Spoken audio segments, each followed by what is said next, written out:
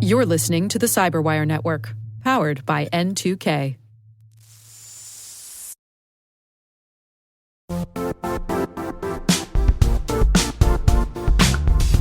Most security conferences talk about Zero Trust. Zero Trust World puts you inside. This is a hands-on cybersecurity event designed for practitioners who want real skills, not just theory. You'll take part in live hacking labs where you'll attack real environments, see how modern threats actually work, and learn how to stop them before they turn into incidents. But Zero Trust World is more than labs. You'll also experience expert-led sessions, practical case studies, and technical deep dives focused on real-world implementation. Whether you're blue team, red team, or responsible for securing an entire organization, the content is built to be immediately useful. You'll earn CPE credits, connect with peers across the industry, and leave with strategies you can put into action right away. Join us March 4th through the 6th in Orlando, Florida. Register now at ztw.com and take your Zero Trust strategy from theory to execution.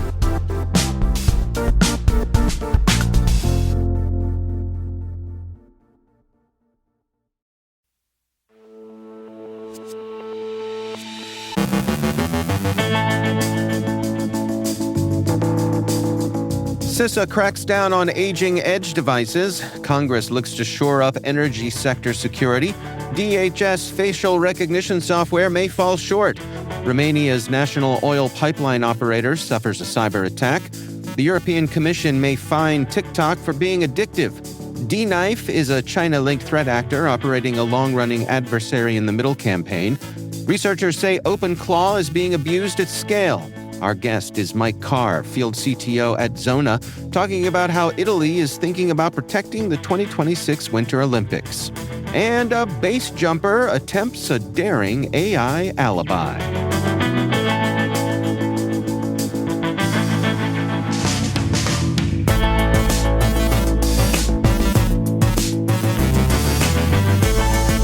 It's Friday, February 6th, 2026.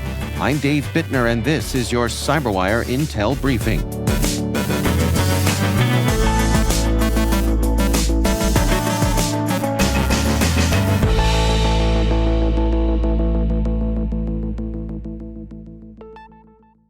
Thanks for joining us here today. Happy Friday. It is great to have you with us.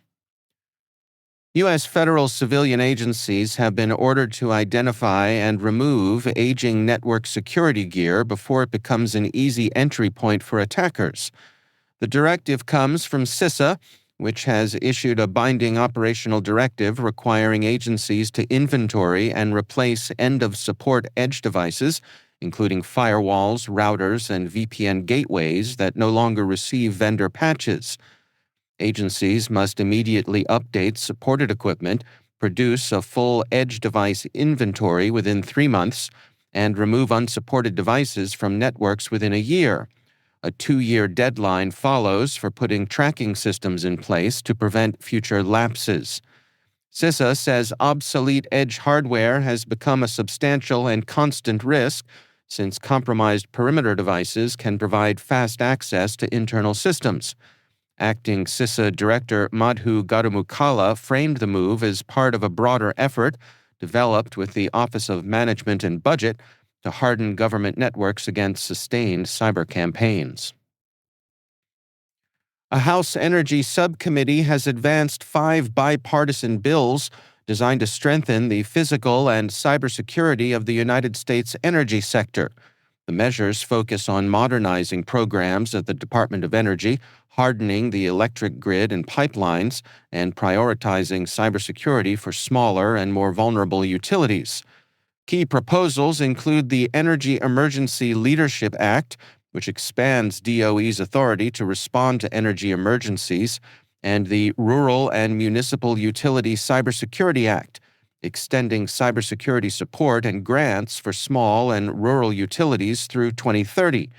Other bills target grid resilience, pipeline cybersecurity, and reauthorization of the Energy Threat Analysis Center to improve threat analysis and information sharing.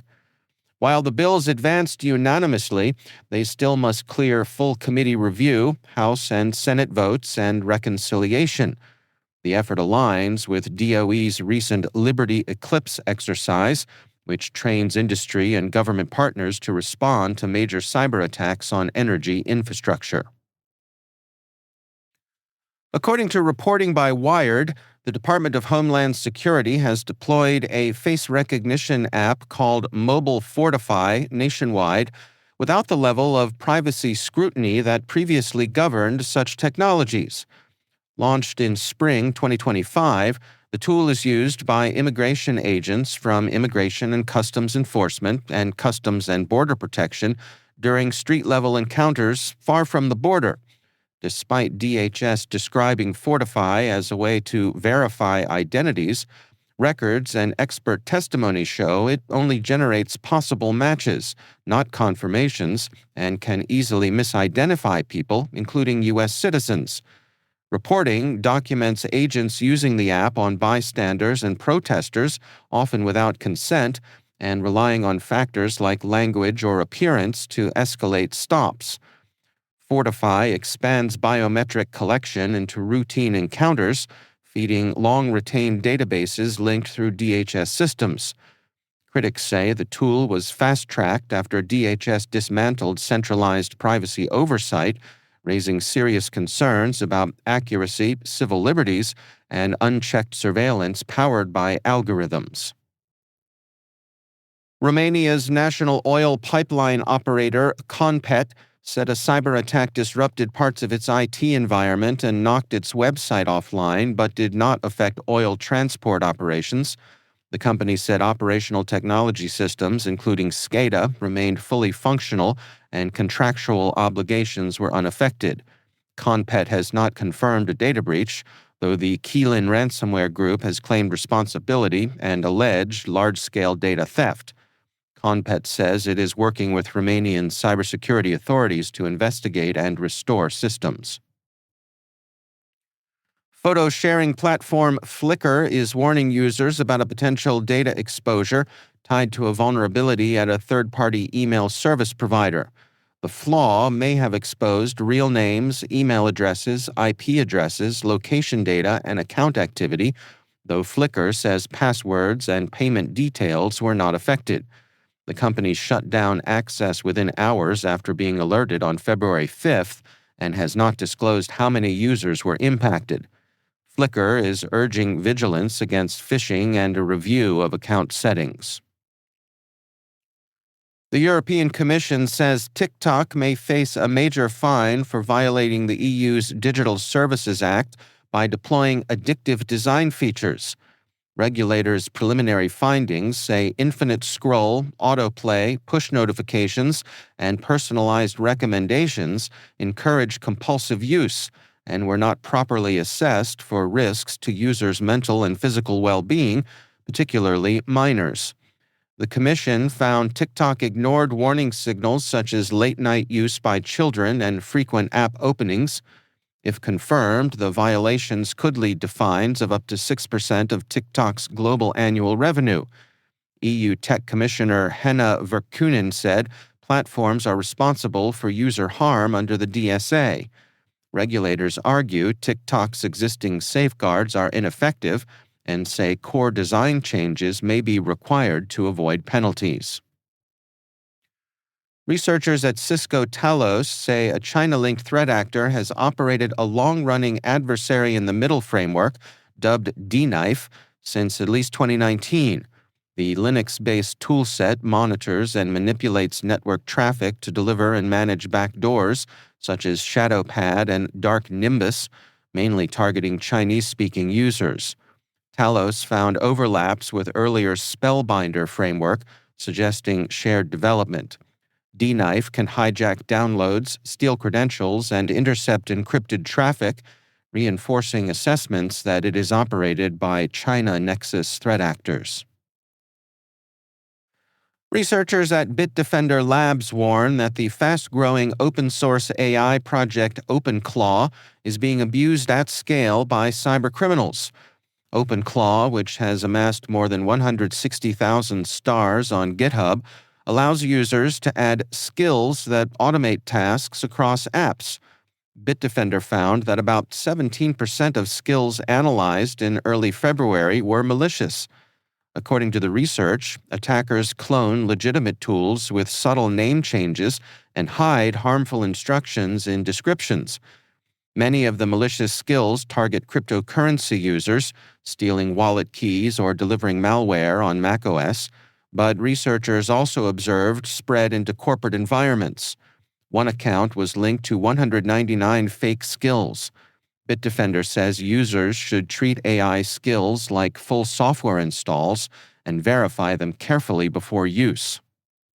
This week's Threat Source newsletter from Cisco Talos warned security professionals against rushing to adopt poorly vetted AI tools and highlights the growing risks at the network edge. Author Joe Marshall calls out OpenClaw for requiring users to hand over sensitive credentials and system access. According to the newsletter, those secrets are often stored insecurely, while unvetted skills are already being actively exploited, making the platform a high-risk proposition for users and organizations. The piece urges skepticism toward hype-driven AI releases that prioritize convenience over security, arguing that users are being asked to absorb unreasonable risk. The takeaway is clear: harden gateways, audit firmware and binaries, enforce strong authentication, and closely monitor network traffic, because attackers increasingly operate where traditional endpoint defenses cannot see.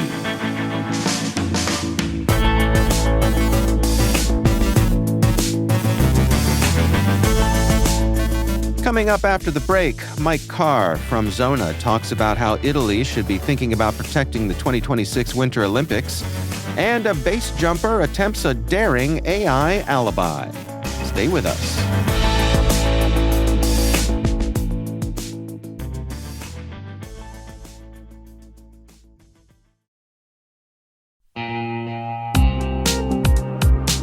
Ever wished you could rebuild your network from scratch to make it more secure, scalable, and simple? Meet Meter, the company reimagining enterprise networking from the ground up. Meter builds full-stack, zero-trust networks, including hardware, firmware, and software, all designed to work seamlessly together. The result? Fast, reliable, and secure connectivity without the constant patching, vendor juggling, or hidden costs.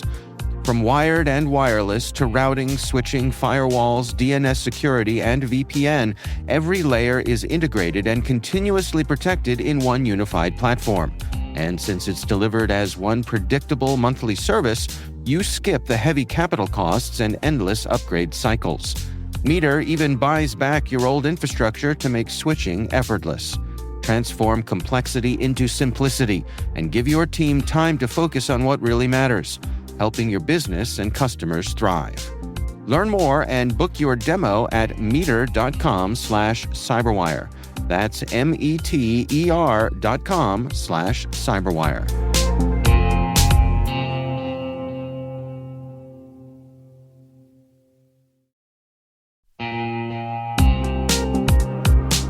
If securing your network feels harder than it should be, you're not imagining it. Modern businesses need strong protection, but they don't always have the time, staff, or patience for complex setups. That's where NordLayer comes in. NordLayer is a toggle-ready network security platform built for businesses. It brings VPN, access control, and threat protection together in one place. No hardware, no complicated configuration. You can deploy it in minutes and be up and running in less than 10. It's built on zero-trust principles, so only the right people can get access to the right resources.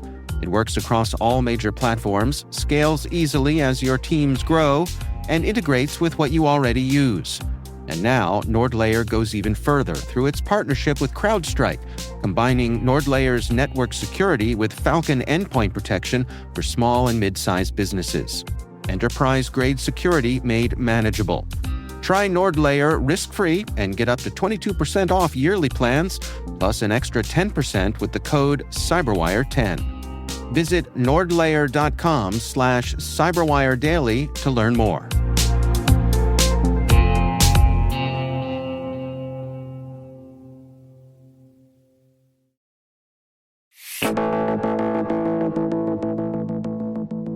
Mike Carr is field CTO at Zona. I recently caught up with him to discuss how Italy should be thinking about protecting the 2026 Winter Olympics. I'm a little atypical because I look at those events from this perspective, right? My brain has always been wired for the logistics and the stuff under the covers that's happening there. So looking at an event this large, it's really about the compromises that those organizations are making under the covers around speed of deployment versus security. There's a lot of places where, because they're ephemeral networks or they're temporary, shortcuts get taken that probably shouldn't be taken in full-time type configurations, but they matter just as much or more. Well, tell us about the setup of something like this. I mean, obviously, it takes years to prepare an event venue for something of this scale, but at the same time, as you say, this isn't a permanent installation. Yeah, it's very temporary, right? And it's a lot of overlapping pieces that don't really fit quite right. So we have external network access, we have internal network access, we have badge scanners and physical equipment being bridged out to the internet or maybe just internally to a network. And there isn't really a comprehensive owner in some of these situations, which is problematic, right? In a single organization, if I go to one of my customers and say, should it be A, B, or C?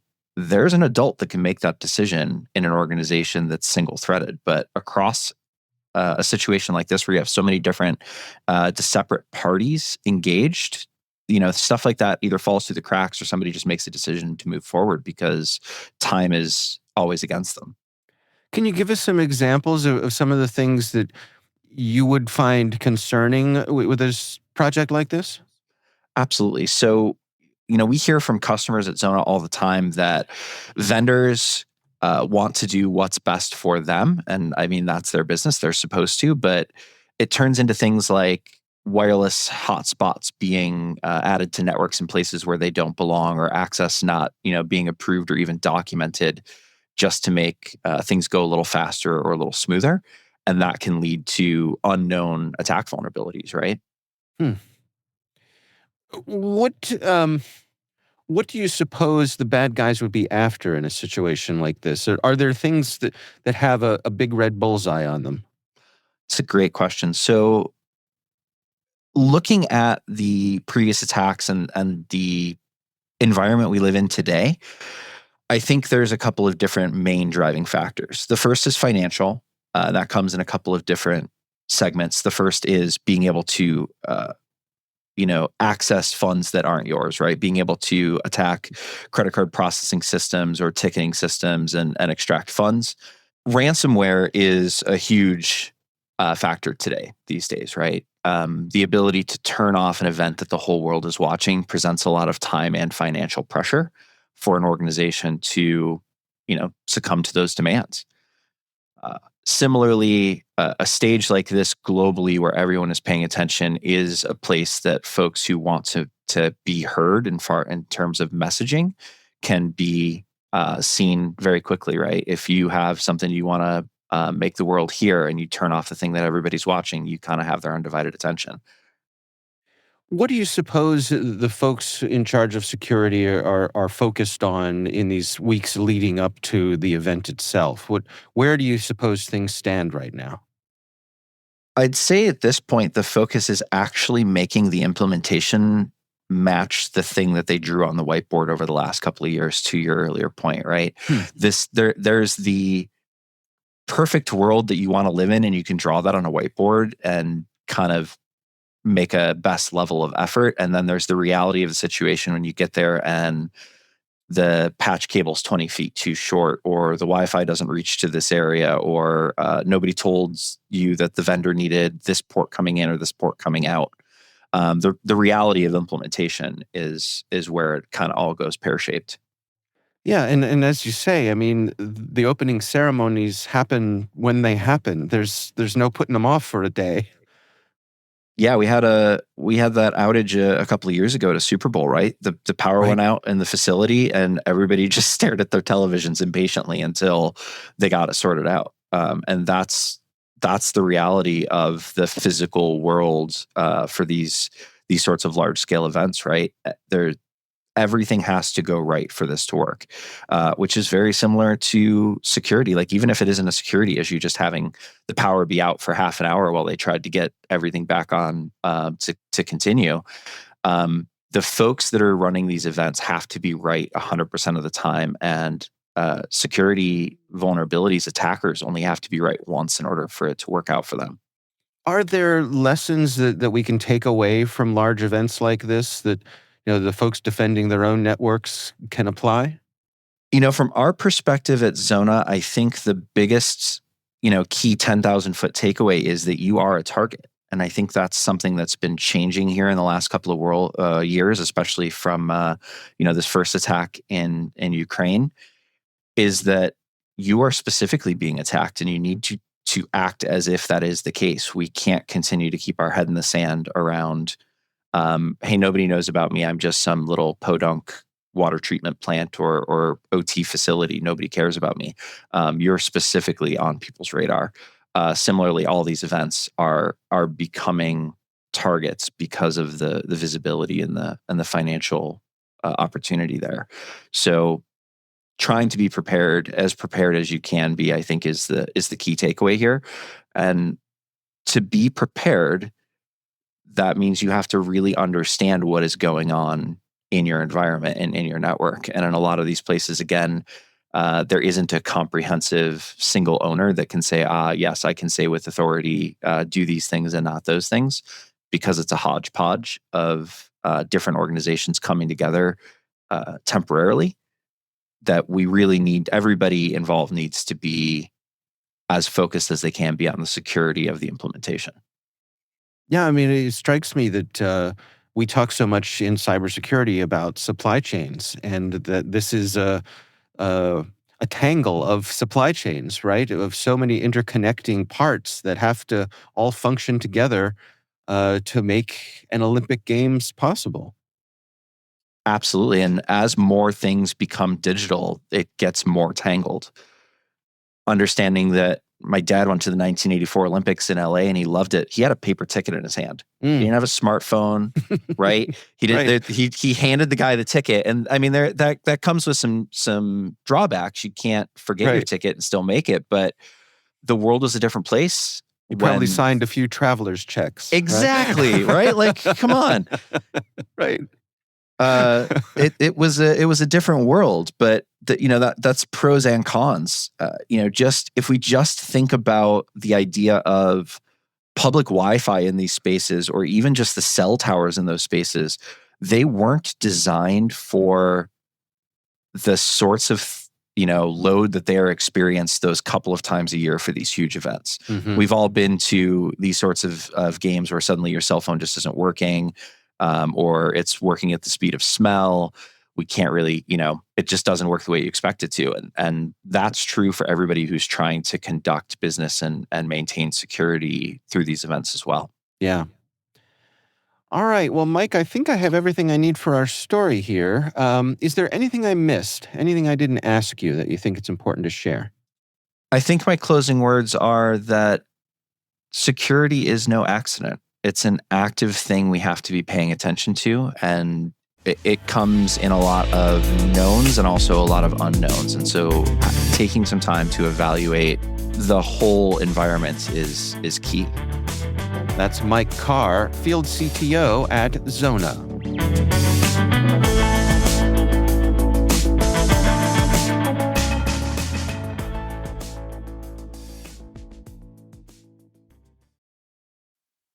This episode is brought to you by Indeed. Stop waiting around for the perfect candidate. Instead, use Indeed sponsored jobs to find the right people with the right skills fast. It's a simple way to make sure your listing is the first candidates see. According to Indeed data, sponsored jobs have 4 times more applicants than non-sponsored jobs. So go build your dream team today with Indeed. Get a $75 sponsored job credit at Indeed.com/podcast. Terms and conditions apply. The world moves fast. Your workday, even faster. Pitching products, drafting reports, analyzing data. Microsoft 365 Copilot is your AI assistant for work. built into Word, Excel, PowerPoint, and other Microsoft 365 apps you use, helping you quickly write, analyze, create, and summarize. So you can cut through clutter and clear a path to your best work. Learn more at Microsoft.com/N365 Copilot. And finally, federal prosecutors say a California thrill seeker may have let gravity and Instagram get the better of him. Jack Propek of Mission Viejo is charged after allegedly base jumping from Glacier Point in Yosemite National Park during last year's government shutdown. Investigators say the case began with a tip about an Instagram video showing the jump, helpfully zooming in on the jumper's face mid-descent. License plate data placed Propek's car in the park, and photos showed him wearing the same distinctive purple mirrored sunglasses seen in the video. When contacted, Propek denied being the jumper, claiming, wait for it, artificial intelligence had pasted his face onto the footage. Park rangers were unconvinced. Base jumping is illegal in national parks, and officials say, shut down or not, the rules still apply. Propek, who is representing himself, is due in court in April, Gravity having already had its say.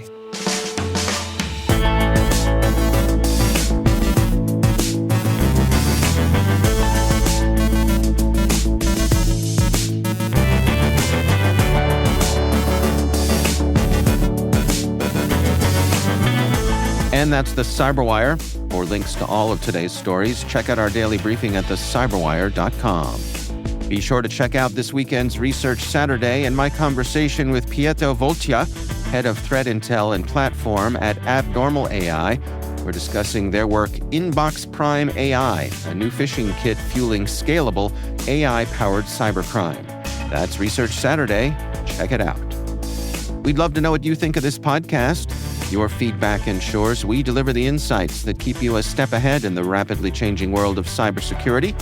If you like our show, please share a rating and review in your favorite podcast app.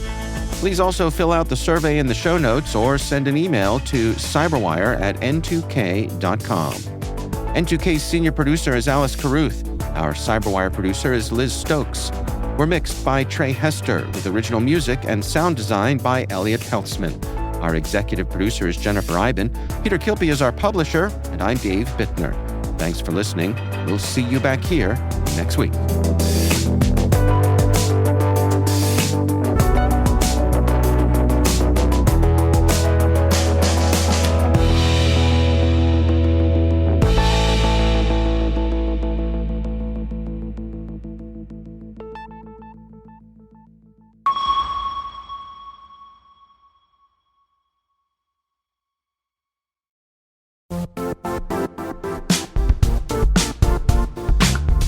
If you only attend one cybersecurity conference this year, make it RSAC 2026. It's happening March 23rd through the 26th in San Francisco, bringing together the global security community for 4 days of expert insights, hands-on learning, and real innovation. I'll say this plainly, I never miss this conference. The ideas and conversations stay with me all year. Join thousands of practitioners and leaders tackling today's toughest challenges and shaping what comes next. Register today at rsaconference.com/cyberwire26. I'll see you in San Francisco.